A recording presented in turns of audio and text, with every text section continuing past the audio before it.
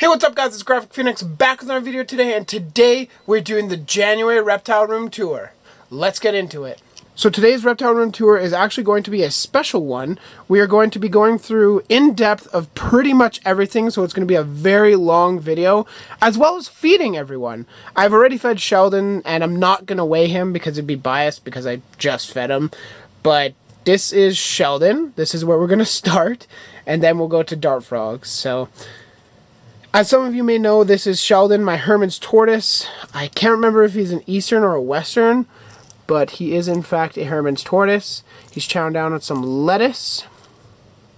He's in a 5 foot long by 2 feet deep and about 15 inches high. Now, he has a 125 watt solar glow over there. It's about maybe 14 inches off the basking plate, so it makes his basking spot around 95, low to mid 90s-ish. He has just a plant grow bulb because I like to grow plants in here. But for those of you who have been following my channel for some time now, you know he's known as the Terrorizer for a reason. He kills basically everything unless it's something like that where it has a stalk and he doesn't really like eating the leaves. So that grew well. The grass, not so well. I will be planting more in here come springtime-ish when plants are a little bit more available, because right now they're in short supply. So, chowing down. What's up, buddy? Excuse my voice, it is a little bit hoarse. I'm getting a little sick. Rip. Above him, we have All Hail the King. Shout out to my Breaking Bad fans out there. That was one hell of a show. So now we're moving on to the dart frogs, and I'm actually going to start at the Ranatomea reticulata tank because these guys won't be staying here much longer, and this guy's actually out right now. So I want to get a good shot of him. Or her. I can't really tell the difference between the two. But there is a confirmed pair in here because I do actually have some tadpoles, so that is pretty exciting. I just cleaned their cage, but it is already starting to get a little foggy. I don't know if he's going to... Yeah, he already bounded away. This is a 12 by 12 by 18 Exoterra tank. It is a very nice tank. I love these guys. This tank came out pretty well, all things considered. I have added some vines and some pumila, ficus pumila, or pumilo, I don't really know. There's a bunch of bromeliads that are coloring up really, really nice because of this light. I don't know. Yeah, you guys can see the red on that. They're doing great. I will be feeding all the dart frogs all at once at the very end, so no fear. I did actually see one of these guys bounding around. You guys see him back there? There he is. So there's actually 4 of the Santa Isabellas. He just hopped away. There's 4 Santa Isabellas in this tank. The Epidobates Anthonii Santa Isabella. And their tank is looking okay. This plant is actually covered in what I believe is scale. I don't know if you guys can see all that well. All those little bugs there, I'm pretty sure that's scale. If you guys have any clues or know what that might be, definitely let me know in the comment section down below. But their tank really isn't looking all that bad. The plant from South America, which I could never remember the name, is actually growing pretty well. This is Hygrophila. I don't remember, Exotica I think it is. There's a Bilbergia Tequila Sunset, I believe is what it's called. That little green blur is a beginning of a pup, so that is super, super exciting. I like this tank. I got some air circulation in there that turns on once a day for a couple hours. And then there's actually some Agravia up there, but I don't think it's growing all that well. It was kind of a confused plant to begin with, so I'm going to have to see if my buddy can give me some more, because that would be sweet. That's actually the same guy that I'm trading these guys to, which the frogs from that trade are actually going into there. Almost focusing. It's close. It's real close. You guys can see that, though. These are the Dendrobates auratus Panama. This is what they are. These guys will be fed also, never fear. There's a 2.1 in here, 2 males to 1 female. And I believe that's the other male back there. Check them out. Stunning frogs. I love these guys. The males are quite bold. The female is almost never seen. Sometimes if I'm lucky, she'll be actually just hiding in here. Nope. Unfortunately not. She hasn't laid eggs yet, unfortunately, or at least not that I've found. Maybe she has, but I just haven't seen them yet, which is definitely possible. But as far as I know, there has been no laying activity. In here, there's a bunch of different plants. There is that purple one back there is a wandering Jew. The one under it is silver philodendron. This is peperomia something. I can't remember what this one's called. This is a Neoregelia bromeliad. Again, can't remember. Back there, yeah, right there, that's in focus now. That is Swiss cheese philodendron. I don't remember the actual common name or Latin name for it. What else do we got going in here? There's some red nerve plant that's growing really well. So, a couple different plants in here. Looking real nice. And you guys saw the frogs as well. We move up to the grow out tank, which I still have dart frogs. If you guys are interested and live in Calgary and want some darts, I have some little thumbnails. These guys I'm probably not gonna see because, you know, they are evil. But their tank looks good. They're in a 12x12x12 Exoterra. We got some begonia back there in the corner. We have a bird's nest fern. There's just a random fern growing back there. I don't know what it is.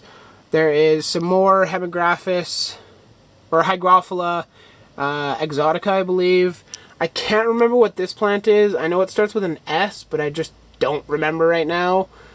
There is some Ficus pumila. There is some red nerve plant. And then back there is some tortoiseshell vine. If anybody knows the scientific name, I haven't looked it up yet, so you can let me know in the comments. But that is their tank. In here I do have Ranotomea variabilis, southern, I believe. And I think the Ventrimaculata have been now moved into Variabilis, but I'm still just going to call them Ventrimaculata, so I know what I'm talking about. Last bit of dart frog news, I guess, is the dart frog build. If you haven't seen this video, click up there, and there'll be a little card that you guys can go to. Mobile is able to view it as well, so definitely go click up there, and you will see the good stuff. You can see that this tank is actually doing pretty well.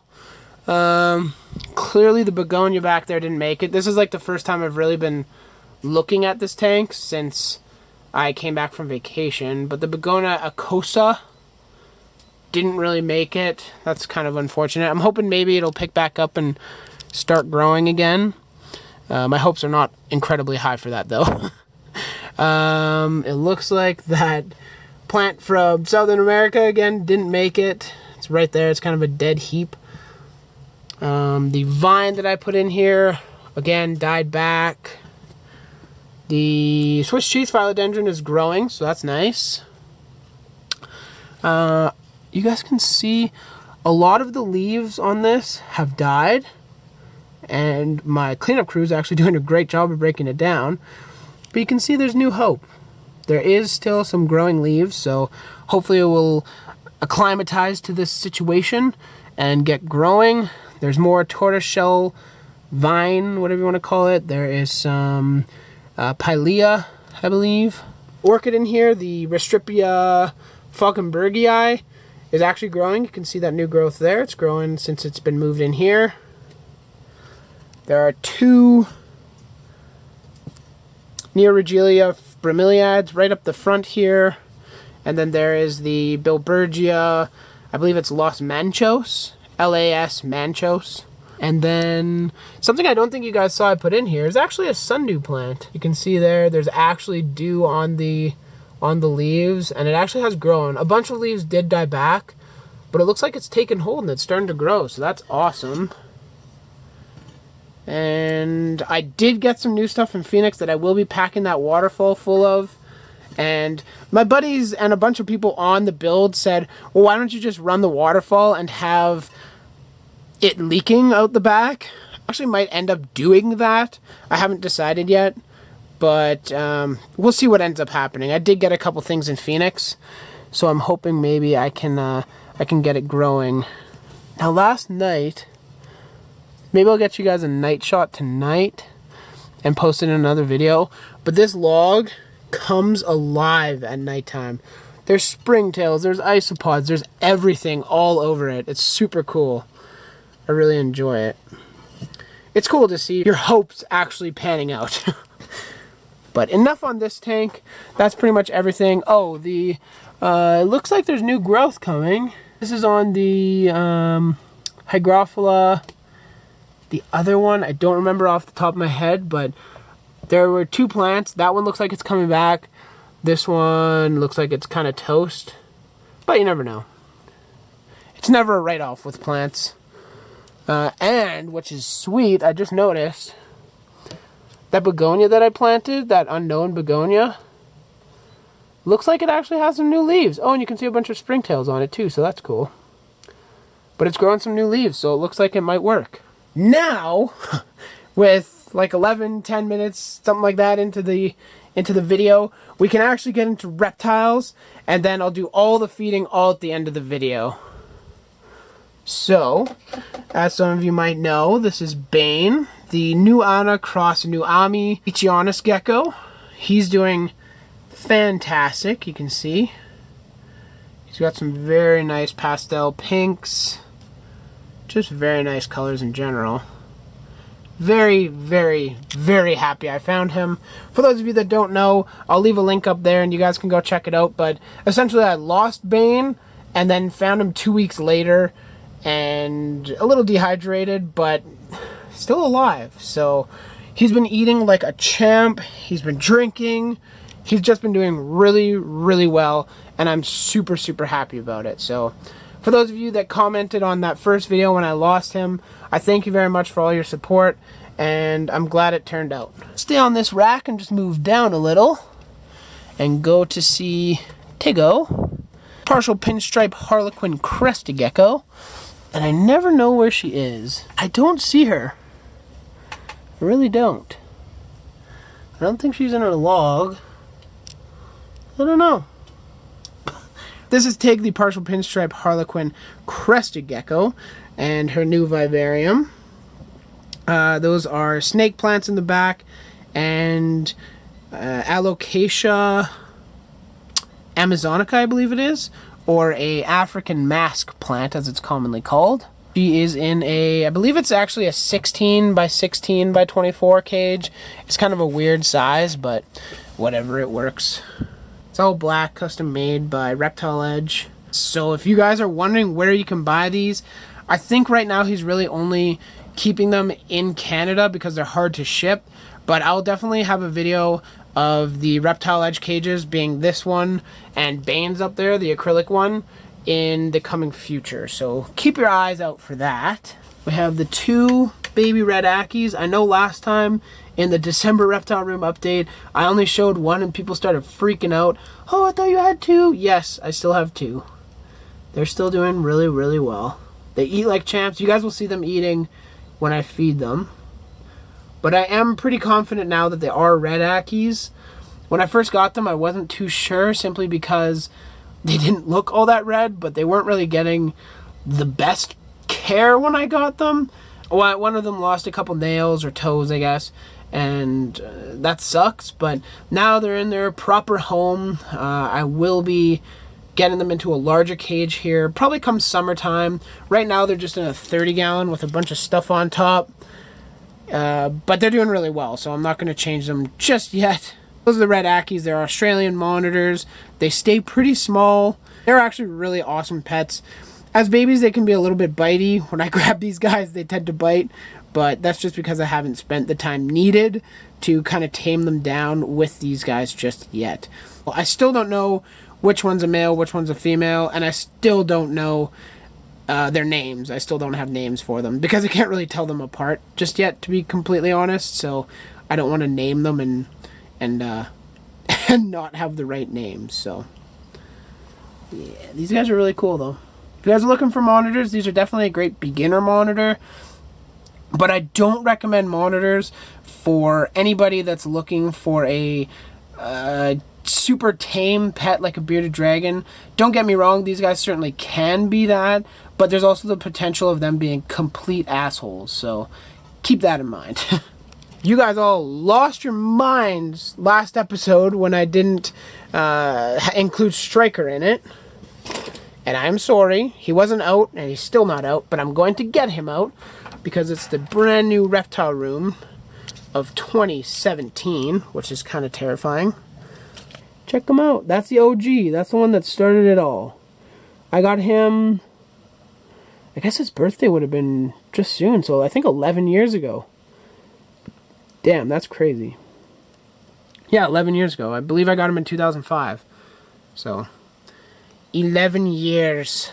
2 days before Christmas, I believe is when I got him. He's a high yellow leopard gecko. You can see there's not many spots. There's quite a bit of dark on him, purple.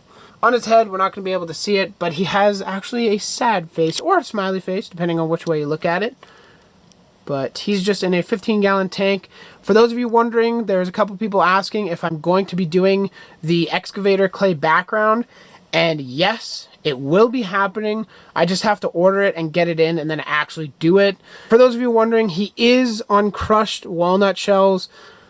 Don't lose your minds. I know what I'm doing. I tongue feed him. He doesn't ingest all that much. He's made it 11 years. He hasn't been impacted, and he's been on this stuff his whole life. I'm not saying I recommend it. If you want to play it safe, definitely keep them on Reptile carpet. I have seen people keeping them on coconut core. It's just not my preference. I feel like coconut core would probably impact them easier than a substrate like this, especially at full size. When they're babies, I definitely recommend using either the fake grass, like AstroTurf, or a carpet. Sky Man is not doing all that much. Aw, Sky. What are you doing? Come here. He was just fed. As you can see, he's got fresh water. He's doing really, really well. I think he really likes his new quarters. As you can see there, that is actually a prison bar. He was able to push through the plexiglass and escape or open it. And now that I have this here, he's no longer able to do that. So that is definitely a necessary precaution. Keep in mind, these guys are very smart and very active. He is currently in a 4 foot long by 2 foot deep by 1 foot tall custom made cage, just with plywood and screws. For lighting and heat, he's got an electric heat panel there for heat, and for lighting, he's just got some T5 bulbs. When I can, I'm hopefully going to find a UVB bulb for the back there and give that to them. I will hopefully be switching everybody to have UV. That is to say, I have a large light for these guys. They already have UV in there, so don't freak out. He doesn't have UV, but I will hopefully put in a small amount. Tig, if I can find one small enough for her cage, she will also have UV. And everybody else already has it. And hey, this is the full-grown Akey monitor. So this is what Akey monitors turn into when they're full-grown. This is a mature adult male. This is Bowser. Just chilling on his perch, waiting to be fed. I did actually change out the wattage of their bulb, so it is much cooler in here than it used to be. And I'm hoping that the cool down, plus I'm misting it every day, and I'm hoping that the cool down plus some rain will actually spark him and his wife, girlfriend, whatever you want to call it, mate, to breed. I'm really hoping that is the case because I want some of these little tackers running around so bad. A little bit about his cage. He has a 75 watt basking bulb in there. That is a T5 bulb. There's a T10 bulb over there. And then there is a fixture for a T5, but it doesn't work. And that's where I'm actually going to put the new T5 bulb. So the cage that him and his mate Stella are staying in is 4 feet long, 2 feet deep, and 2 feet high. Again, this is a custom-made tank with probably 1-inch plywood, I guess. I don't really remember, and it is holding up pretty well. Come summertime here, when I have a long break from school, my plan is to actually redo this cage as well as the plant cage. Have it basically sealed with I can't remember what the sealant is. Basically like fiberglass. I think they use it on boats, but that's what I'm hoping to add. So it's essentially waterproof, and then I can definitely crank up the humidity and control it a lot easier. Same goes with this one. I'm hoping to turn this into the baby Akey cage, or the soon-to-be adult Akey cage, and have them live in here, and then build a greenhouse type thing, whether it's another cage like this or something else, up top there, and have all my plants residing up there. As we all know, Turok, the Jackson's chameleon, has passed away several months ago, so don't worry. It's okay. I know it sucks, but that's life. You can't control it. I can say for sure that I will never be owning another Jackson's chameleon. I just don't have luck. It gets too hot in my basement. It's too hard to keep humidity up, and yeah. It's definitely recognizing what you can and cannot keep, and keeping what's in your limits. In Alberta, where I live, it is definitely extremely dry, and it's hard to keep humidity up, so I try and keep more flexible species like chameleons. Whoa! He hates the camera. I try and keep more adaptable species like the veiled chameleons, which are able to take lower humidities as well as higher humidities. So that is what I keep. But he is in a 4 foot tall by 2 foot by 2 foot tank. This is Kai, the super translucent veiled chameleon. His plant is actually starting to get new growth. He didn't eat it all away, which is fantastic. While I was in the States, I actually didn't get another Canon light for this, so I can make that light suitable for the umbrella plant. I'll have to order it online or something and just get it shipped to Canada, because I do need a spotlight or something. He's got an 80 watt solar glow bulb by Exoterra, so it's UV heat and everything. There's kind of a used up bulb. He really hates this camera. There's a used up T5 bulb there, just providing light, not UV. Gosh, he hates it. There's a brand new 5.0 bulb in here, and a slightly older one, maybe about 6 months old, in that side. So there is plenty of UV in here for him, and he is doing very, very well. That wraps up the reptile room tour. I know it was very long, and I did say that I'm going to be feeding. In the next video, hopefully I'll do an isopod and springtail update. I have a ton more. I made a bunch of new cultures, so I think you guys would like to see that. But I'm going to get feeding, and you guys can enjoy the time lapse. There's a distance between us. It's getting hard to reach out. Haven't seen you in seasons, but all I hear is your voice. I know my limits, you can break me down, but I'll stay till the finish line. And I've been counting minutes for quite some time now, just to see you again. And I've been counting days to get away, to see you again, see you again.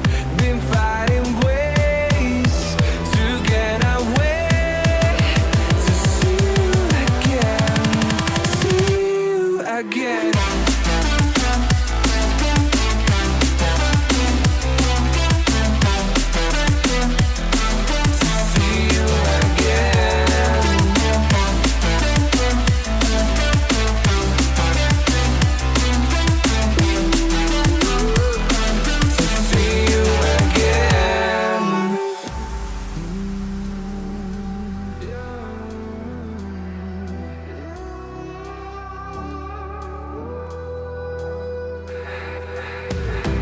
We got millions of reasons to let it all go.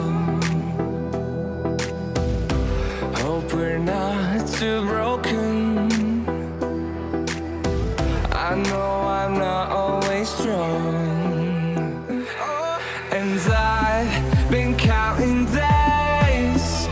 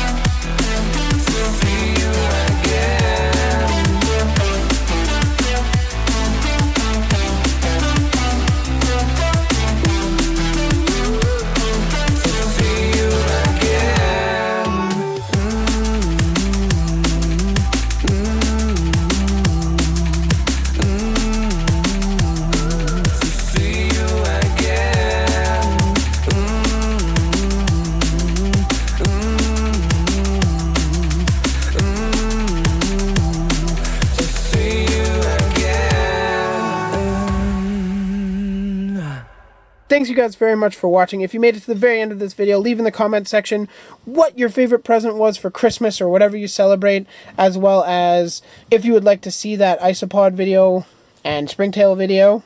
And I hope you guys enjoyed this video. I know I had a lot of fun making it, and thanks for tuning in.